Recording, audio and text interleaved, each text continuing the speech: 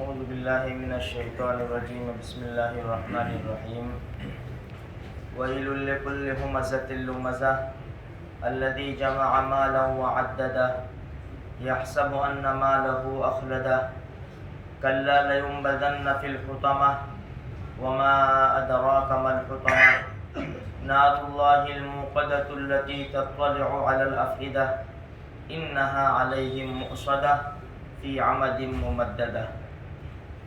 ہلاکت اور بربادی ہے عیب چننے اور طعنہ دینے والے کے لیے جس نے مال جمع کیا اور گن گن کر رکھا، گمان کرتا ہے کہ بے شک اس کا مال ہمیشہ رہے گا، ہرگز نہیں، البتہ وہ پھینک دیا جائے گا حطمہ میں۔ آپ کو پتہ بھی ہے کہ حطمہ کیا ہے؟ وہ اللہ کی سلگائی ہوئی آگ ہے جو دلوں کو جھانک لے گی، بے شک وہ ان کے اوپر بند کر دی جائے گی لمبے لمبے ستونوں میں۔ یہ قرآن کریم کا 30واں پارہ سورہ ہمزہ جو الحمدللہ ہم نمازوں میں پڑھتے ہیں،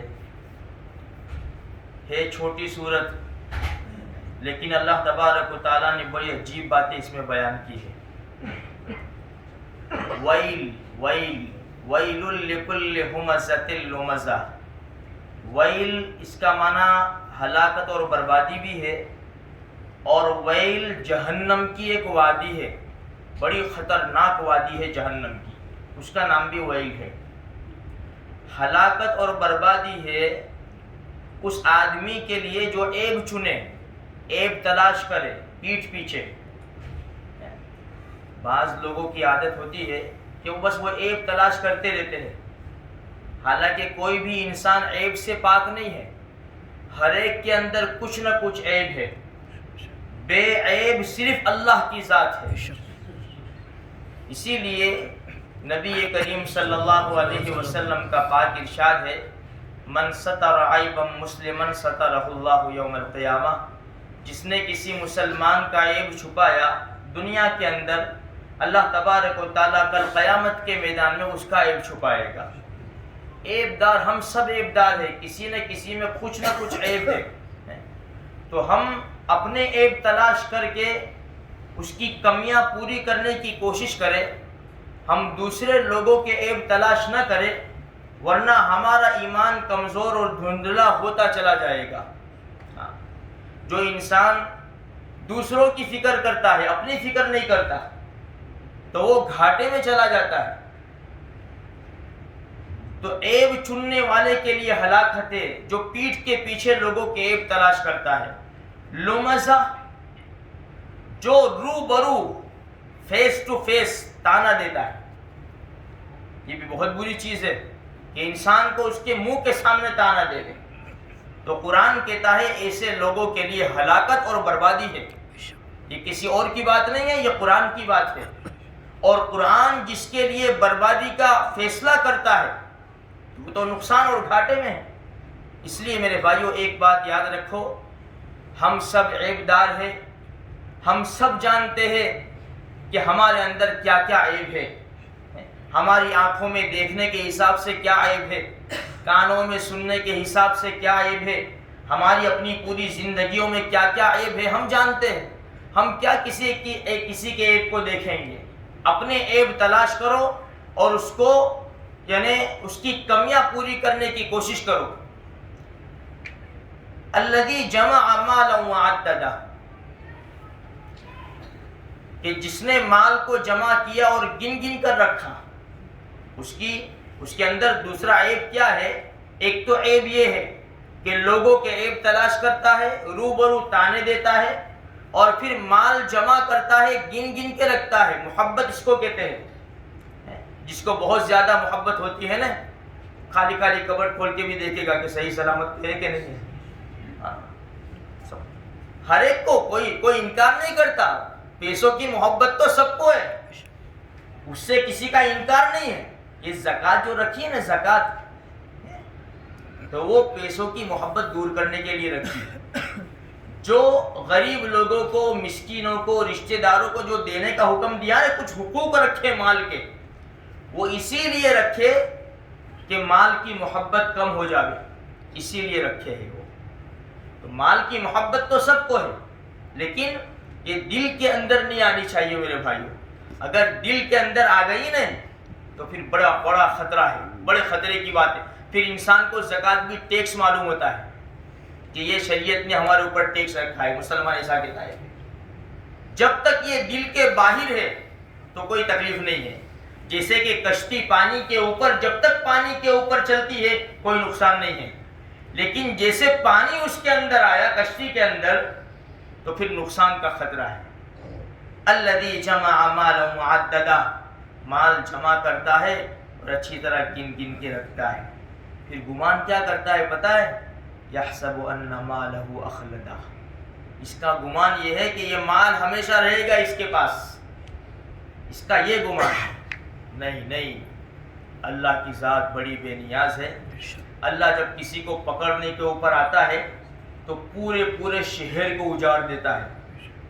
عراق کے ہم نے حالات دیکھے تھے نا، بڑے بڑے مالدار، بلکہ ہندوستان کے اندر بھی ایسے حالات آئے ہیں کہ بڑے بڑے مالداروں کے اوپر جو کفن پڑا نا، کفن وہ چندے کے پیسوں کا کفن پڑا ہے۔ اللہ ہماری حفاظت فرمائے۔ مال ہے بے شک، لیکن قرآن نے ایک جگہ کیا کہا؟ انما اموالکم و اولادکم فتنہ، تمہارا مال اور تمہاری اولاد آزمائش ہے۔ ہاں، مال نعمت بھی ہے اور آزمائش بھی ہے۔ جس نے مال حلال طریقے سے کمایا اور اللہ اور اس کے رسول کے حکم کے مطابق خرچ کیا، اس کے لیے نعمت ہے، اور جس نے عیاشی کے ساتھ زندگی گزاری اس مال کو لے کر، اس کے لیے بڑے خطرے کی گھنٹی ہے۔ یحسب ان مالہ اخلدہ، وہ گمان کرتا ہے کہ اس کا مال ہمیشہ رہے گا۔ کلا، نہیں، ایسا نہیں ہے۔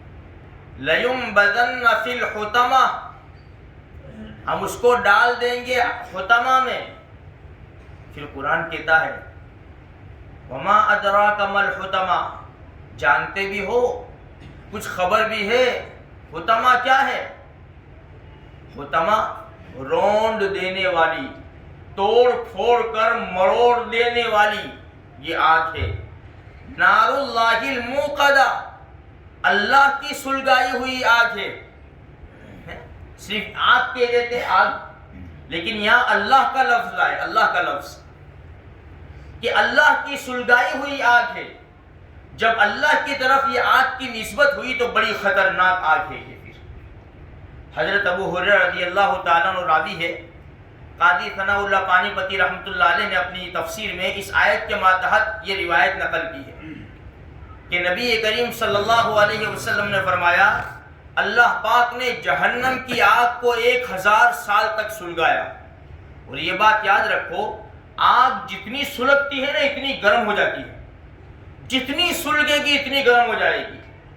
ایک پتھر کو ڈالو آگ کے اندر اور نکال لو، اتنا گرم نہیں ہوگا، لیکن جتنا جلے گا پتھر آگ کے اندر اتنا گرم ہو جائے گا۔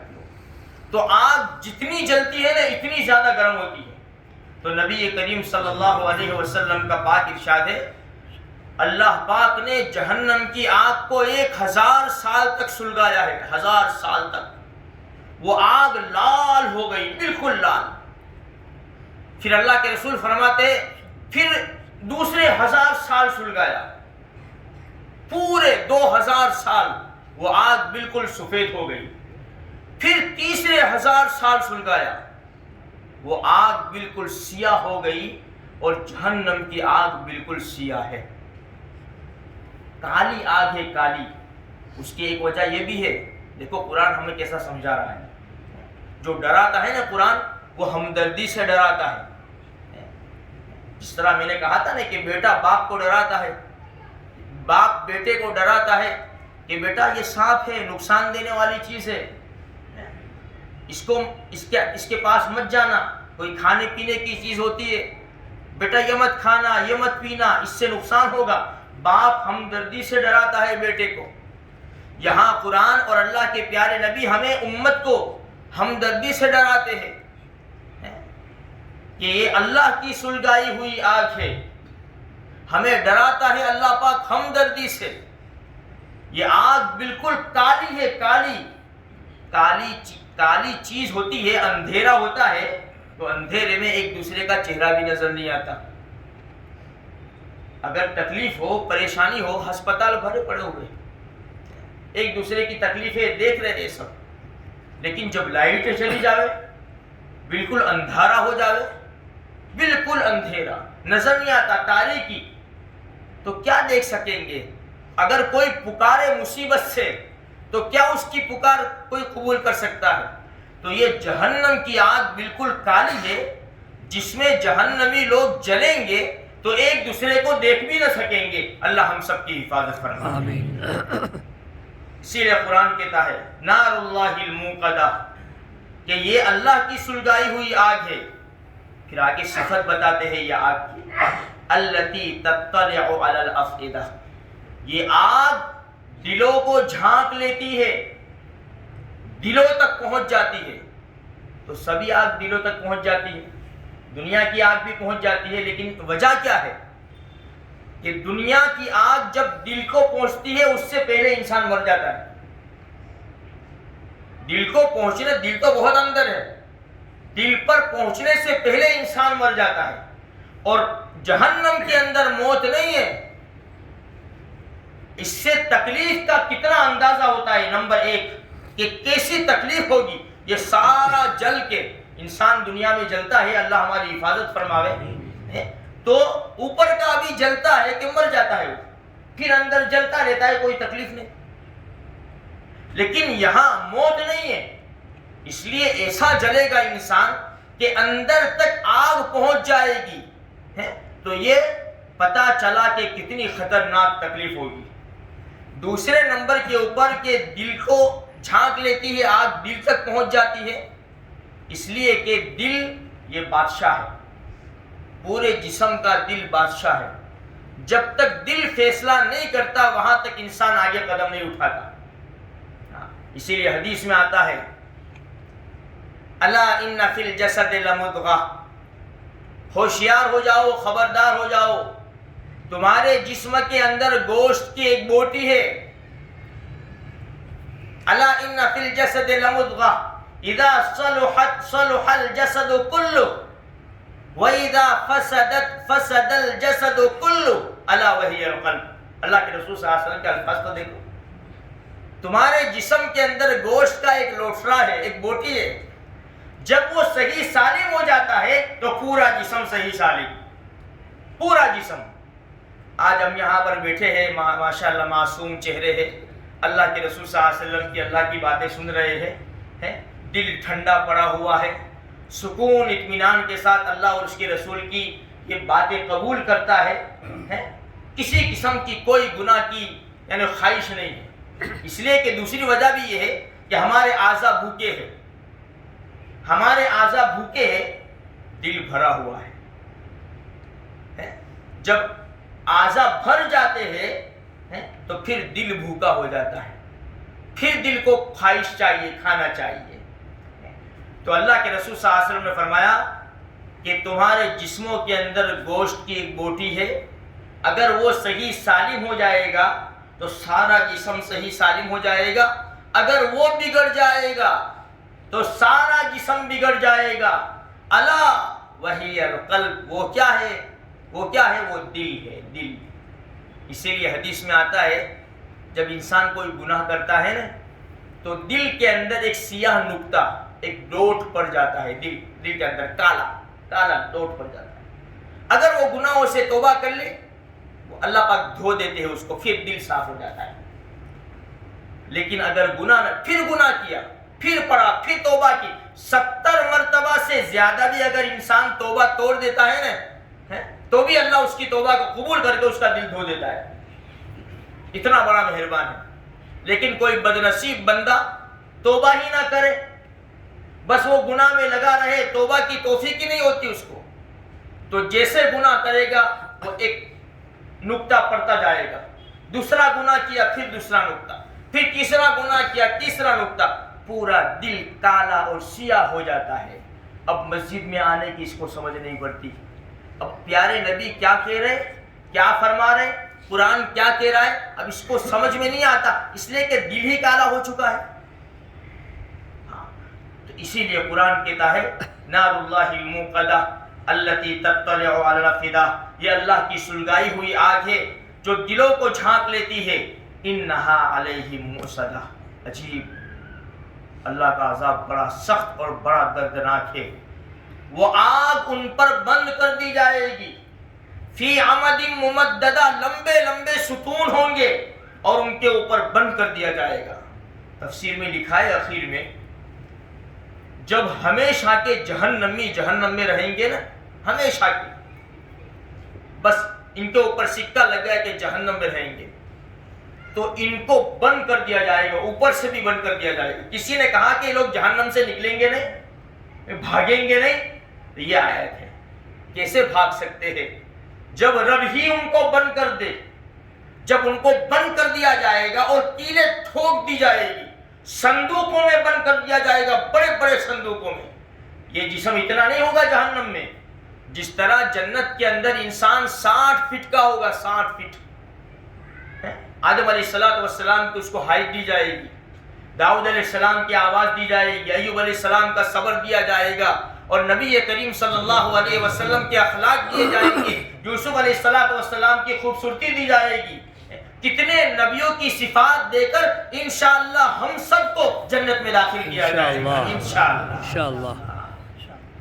لیکن یہ جہنمی، اس کی ایک دار احد پہاڑ کے برابر ہوگی، دار صرف جہنمی کی، اندازہ لگاؤ اس کا جسم کتنا بڑا ہوگا، جتنا بڑا جسم ہوتا ہے تکلیف اتنی زیادہ ہوتی ہے۔ اب یہ بڑے بڑے صندوقوں میں بند کر دیے جائیں گے، پھر وہ صندوق کو دوسرے صندوقوں میں ڈالا جائے گا، ایک دوسرے کی تکلیف بھی نہیں دیکھ سکیں گے۔ یہ ہے جہنم میرے بھائیوں۔ اسی لیے نبی کریم صلی اللہ علیہ وسلم بخشے بخشائے ہمارے نبی جنت کے حقدار، ہمیں جنت کا پروانہ ان کے ذریعے ہمیں ملے گا انشاءاللہ، ان کے ہاتھوں جام کوثر پی کے ہم انشاءاللہ جنت میں جائیں گے۔ وہ نبی ہر نماز کے بعد جہنم سے پناہ مانگتے تھے، ہر نماز کے بعد۔ میرے بھائیوں، ہم کیا سلام پھیر کر بھاگ جاتے ہیں؟ کیا ہمیں ضرورت نہیں ہے کہ اللہ سے جنت کا سوال کرے، اپنے گناہوں کی معافی مانگے، جہنم سے پناہ مانگے؟ ہم تو بہت زیادہ مستحق ہیں اس بات کے۔ اللہ سے خوب رو رو کر دعا مانگو میرے بھائیوں۔